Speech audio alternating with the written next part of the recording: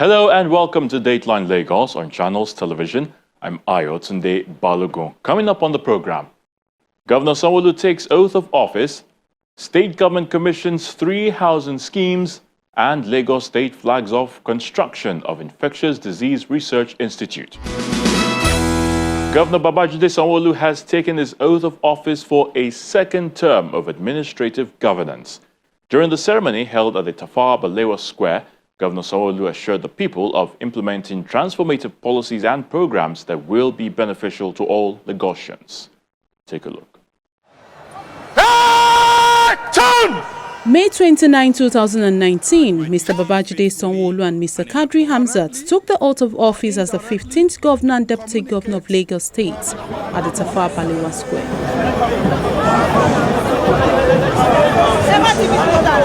Having recorded remarkable success during the first term by tackling the COVID-19 pandemic, investing in health infrastructure to save lives, massive investment in road network on the island and mainland, as well as rail infrastructure projects, not forgetting water transportation and the safety measures put in place for commuters to reduce traffic congestion on the road. Based on his first-term scorecard, Governor Sanwo-Olu contested during the 2023 governorship election and was re-elected by the people, having won the highest number of votes. The law is hereby declared the winner and is returned elected.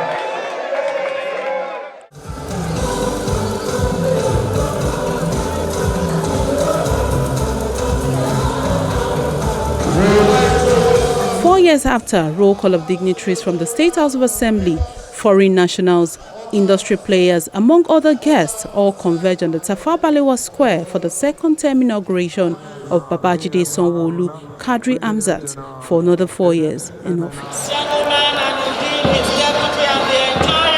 The early morning downpour did not deter prominent citizens of Lagos and the parade of guard from carrying out their tasks for the day.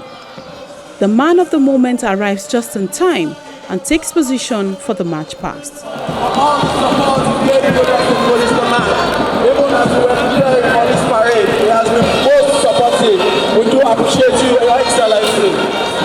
He's been given an opportunity to serve the people for another 4 years, owing to his remarkable leadership skills, which is echoed by the state head of service. The world focuses on our beloved country, Nigeria, as our democracy is witnessing another seamless transition.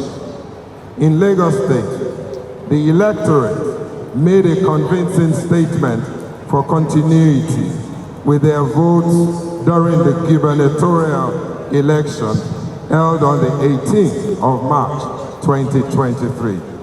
As a result, the re-election of Mr. Governor Mr. Babajide Olushola Sanwo-Olu and his deputy, Dr. Kadri Obafemi Hamzat, on the platform of the All Progressive Congress for his second term is a clear testimony of the numerous unprecedented achievements made by Mr. Babajide Sanwo-Olu-led administration through the theme's agenda. In spite of the challenges of COVID-19 pandemic, where Lagos was the epicenter and the wanton destruction occasioned by the aftermath of the NSAS struggle in 2020, Mr. Babajide Sanwo-Olu, as the incident commander, showed exemplary leadership, courage, bravery, tenacity, and pragmatism, which were largely responsible for successfully surmounting of the attendant challenges, especially the process of recovery and rebuilding, and at the same time was able to deliver in no small measure the dividends of democracy to the citizens in the last 4 years. I, Kadri Obafemi Hamzat, the Deputy Governor then takes his oath of office. That I will be faithful and bear true allegiance to the Federal Republic of Nigeria. As the Deputy Governor of Lagos State, I will discharge my duties to the best of my ability, faithfully and in accordance with the Constitution of the Federal Republic of Nigeria and the law, and always in the interest of sovereignty, integrity, solidarity, well-being, and prosperity of the Federal Republic of Nigeria. I will strive to preserve the fundamental objectives and directive principles of state policy contained in the Constitution of the Federal Republic of Nigeria. I will not allow my personal interest to influence my official conduct or my official decisions. I will, to the best of my ability, preserve, protect, and defend the Constitution of the Federal Republic of Nigeria. I will abide by the Code of Conduct contained in the 5th schedule to the Constitution of the Federal Republic of Nigeria.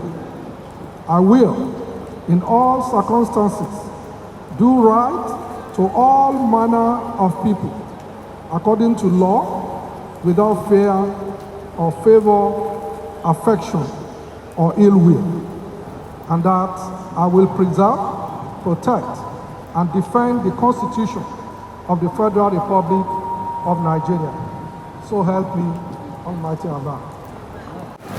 I, Babajide Olusola Sanwo-Olu. Thereafter, Governor Sanwo-Olu performs the same exercise. Faithful and bear true allegiance to the Federal Republic of Nigeria.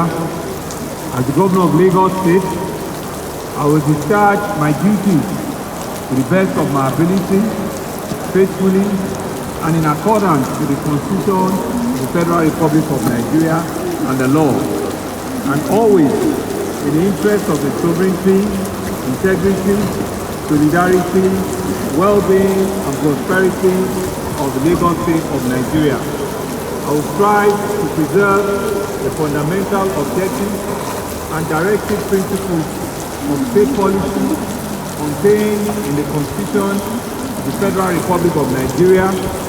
I will, to the best of my ability, preserve, protect, and defend the Constitution of the Federal Republic of Nigeria. I will abide by the Code of Conduct contained in the 5th schedule to the Constitution of the Federal Republic of Nigeria. I will, in all circumstances, do right to all manner of people according to law, without fear or favor, affliction or ill will. I will not directly or indirectly communicate or reveal to any person any matter which shall be brought under my consideration or shall become known to me as Governor of Lagos State, except as may be required for the discharge of my duties as Governor. I will devote myself to the service and well-being of the people of Lagos State. So help me God. The governor outlines his plans for the people, emphasizing that Lagos will be an example for good governance. We are strengthening and reinforcing our teams with a no one left behind philosophy. No one will be left behind on account of their social status. No one will be left behind on account of their gender or age. We will design all of our programs and policies to ensure that everyone is carried along and is catered for. This is our solemn promise to you, Lagosians. Democracy thrives on differences of opinion and belief.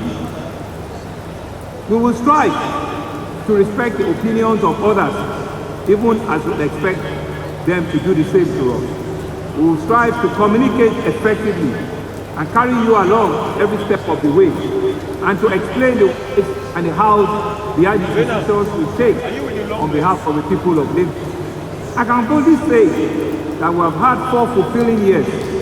We have learned a lot. We have made mistakes, And we have also implemented many transformational policies and programs. We assure you that the progress we have made will not be reversed. We will remain steadfast in our mission to make Lagos State a model of good governance, a beacon of hope and opportunity for all. Our path is clear and our resolve is unshakable. As we venture into this second term, I want to assure you that the spirit of our endeavors remains unfiltered. We will continue to tackle our challenges head-on and celebrate our successes. We will harness the potentials of our greatness and the resources of our people. We stand on the threshold of a new era, an era that calls for us to evolve, to reimagine, and to forge ahead. Our vision for Lagos is one that sees no bounds. It is a vision of a city where dreams take flight, where every citizen is a part of our growth story, and where the global community looks forward to us with respect and admiration.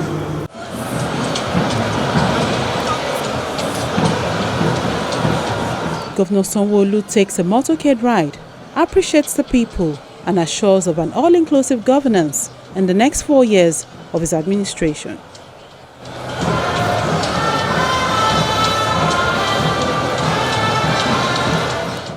The Lagos State government has unveiled another set of housing schemes for the people of Lagos. Now, the Deputy Governor, Quadri Hamzat, who inaugurated the Gbagada housing project, says 2 other schemes at Udono, Sanwo-Olu and Agbowa areas of the state provided for the people will help reduce the housing deficit in Lagos.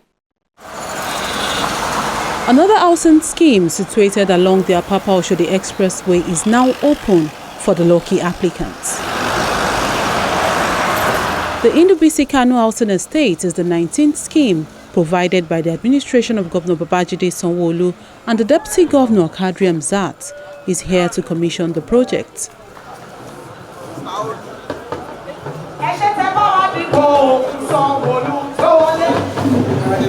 It's almost the same size, Abby. Yes, sir. The kitchen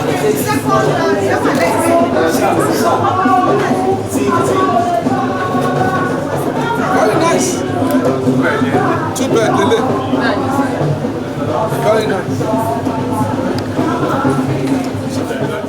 The State Commissioner for Housing gives details of the 72 home units. This estate, Indubisi Kano Estate, has 72 home units in 6 blocks.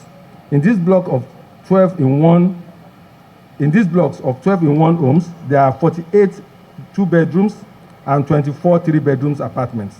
Apart from other contemporary infrastructure that makes this estate a haven to its residents, are sewage treatment plants, 100 generators for sewage and water services, and a unit of 500 kVA generating set to complement electricity supply from the national grid. Others are well-constructed road network and drainages, street lighting, perimeter fence, and a gatehouse. Unarguably, this estate will bring valuable addition to the home stock of the state, provide yet another livable community, add values to the beauty of this environment, and serve as catalyst for improved economic activities in this community. I must mention that while it was being constructed, it provided gainful employment to a good number of contractors, artisans, suppliers of building materials, etc. These homes are subsidized so that the state can bridge the wide gap of housing challenges in the state. As a government that delivers on its promises and believes that the result of good work is more work, we are poised to do more. We know the extent of home deficit in Lagos State, hence we will continue to do our best to reduce the gap. Other senior state officials asked the beneficiaries to make good use of the estates. The incident commander, Mr. Housing, for the good work you have been doing. My own advice to the occupier of this kind gesture is that we should ensure that we make better use of it. We should make better use of it. We should not turn it to the years and years housing estate, where you've been wondering, is it a government housing estate? What really causes it is maintenance. And I believe the Ministry of Housing have taken care of the facility management here, so that at the end of the day, it can be able to be renewed, and then you can be meeting up the every present demand. The Deputy Governor adds that the provision of the housing schemes would help meet accommodation needs of the people. During the first electionary campaign in 2018/2019, you will recall that we made it clear that provision of housing will be a priority for our administration. Therefore, this is a promise made and a promise kept. And a major deliverable under the Making Lagos a 21st Century Economy pillar of our team's agenda. Our main goal under this pillar is to substantially reduce the housing deficit through a number of strategies, including partnering with private sector to deliver a significant number of housing units that are affordable, safe, and decent. Our housing provision strategy has been focused on attending to all the shelter needs of our people. We are intentional about continuing to think outside the box when formulating plans and strategies that will continue to support the well-being of every citizen of this great state. And I must say that a lot has been done to set new benchmarks in activities that are hinged on the team's development agenda of our administration. Therefore, in the past 4 years, we've done a lot in the housing sector through the cumulative effort of the Ministry of Housing and various other agencies of government, including the Lagos State Development and Property Corporation, LSDPC, Lagos Building Investment Company, LBIC, and very importantly, the private sector.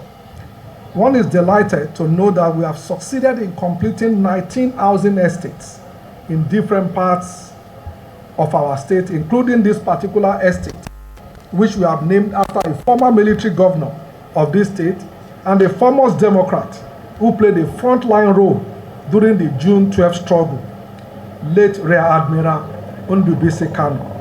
While the General Manager of Lagos Mortgage Board Lagos Homes assures Lagosians of more affordable homes. Now we also have the other scheme coming up in Badagry, because we're doing the 5 divisions of Lagos, Ibile. The one in Badagry, we have in Idale, which cost 8 million of 2-bedroom bungalows. We have 250 units there. It's already commissioned, and we expect Lagos residents to start moving in anytime soon. The Sanwo-Olu Phase 2, the Phase 1 has been commissioned and allocated. The Sanwo-Olu Phase 2 is coming up very soon. I am very, very sure that the scheme will be commissioned sometime this year after the inauguration, after Mr. Governor might have just settled down and taken office as well. There is a process. Obviously, it's a 5% commitment fee, which is the equity contribution, and an instrumental payment of over 10 years. Obviously, we have done that over the years. There's an anniversary of the people who started in 2014. By 2024, they would have actually finished payment and claimed ownership of the scheme, of the units they have actually purchased. And it suffice to say that we are on autopilot in the housing sector now, and what we're going to do and what we expect is more housing units to be provided in the next administration coming up by the special grace of God. So Lagos residents, be hopeful. Units are coming your way with affordable prices and ease of payment as well, instrumental payment. As the Sanwo-Olu administration begins another 4 years in office, the state government says it will ensure that the housing deficit is reduced. And finally, on the program, the Lagos State government has flagged off the construction of a state-of-the-art edifice that will house the proposed Lagos State Infectious Disease Research Institute within the premises of the mainland hospital in Yaba to help tackle any health emergency. The proposed construction of the Lagos State Infectious Disease Research Institute is located within the premises of the mainland hospital Yaba, also known as Infectious Disease Hospital. Medical experts in various fields and other concerned partners are gathered at the mainland hospital for the groundbreaking ceremony.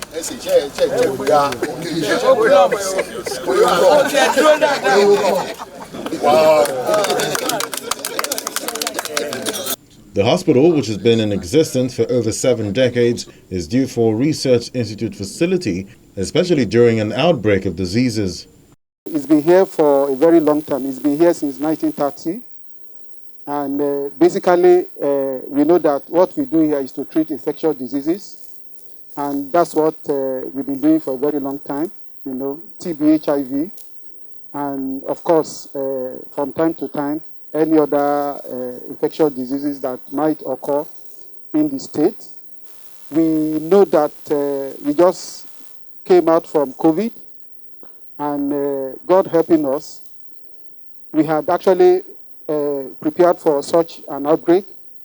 And so, through the help of God, and then of course the proactiveness of Mr. Governor, the incident commander, and the Honorable Commissioner for Health, and his team members, the state was able to combat this infectious disease that we had in 2020, despite the grim outlook that was given to the state. And so this research institute that we're going to have, that we are doing the foundation laying ceremony today, is part of what the government has planned for this institution, so that we'll be better prepared for any future outbreak of any infectious diseases that might occur in the state. And we know that about 2-3 days ago, the WHO actually said that something big is coming. We don't know when it's going to be. Our prayers is that that prediction will not come to be, but we know that we need to be prepared. Lagos is planning ahead of any eventuality in order to protect its residents. This institute is meant to build research capacity within the state in preparation for whatever happens. If you recall, when COVID first started, one of the first things we had to do was to sequence the genome of the organism, to know exactly what kind of organism it was, and then to be able to design a test to pick it up. So all that kind of research is what is going to be going on here ahead. And then also we're going to be building capacity of our lab workers and our medical practitioners in state, so that whenever another epidemic comes, we will be ready. One of the reasons why we could very quickly respond to COVID was because we had already set up a biosecurity level 3 lab in Lagos that was ready to hold samples and where you could do tests of a very virulent pathogen. So that this is what this is doing for us, is building capacity within the state for research and for training of our health workers. When completed, institutions like this will complement other health infrastructure and improve research on infectious diseases in Lagos. The construction of the proposed Infectious Disease Research Institute became necessary in year 2014 with the outbreak of the Ebola virus within this African sub-region. The emergence of the global COVID-19 pandemic brought about the turnaround to actualize the dream of the state government to provide a state-owned infectious disease research institute that will adequately prepare and save our citizens from subsequent outbreaks of related disease in future. Globally, academic research has impacted tremendously in the provision of evidence-based information and advice on the identification, provision, control, and outbreak management of communicable disease in the 21st century. The role being played by academic research in the improvement of healthcare delivery has necessitated the need for the state to integrate research centers or institutes into the Lagos State Health Master Plan. It is hoped that this would facilitate continued learning and promote national and international medical collaboration. Our commitment to build the Lagos State Infectious Disease Research Institute at Mainland Hospital, Yaba, will be our own modest contribution to strengthening infectious disease research and response capacity in readiness for any possible outbreak in the future. And this institution will also help build capacity and manpower development in the health sector in line with the health and environment pillar of THEME's agenda. A representative of Yaba residents applaud the state government for investing in the health sector. This is an international institution which is going to proclaim the name of this community. So what people will come from other states or other countries to search is at our doorstep. So we see it as a sort of opportunity for us.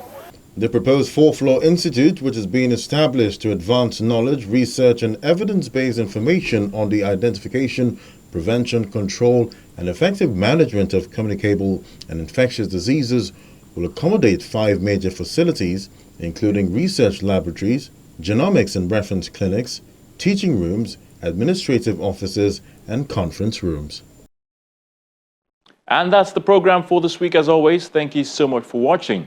I'm Ayotunde Balogun. Until we come your way again next time, remember to always stay safe. Bye for now.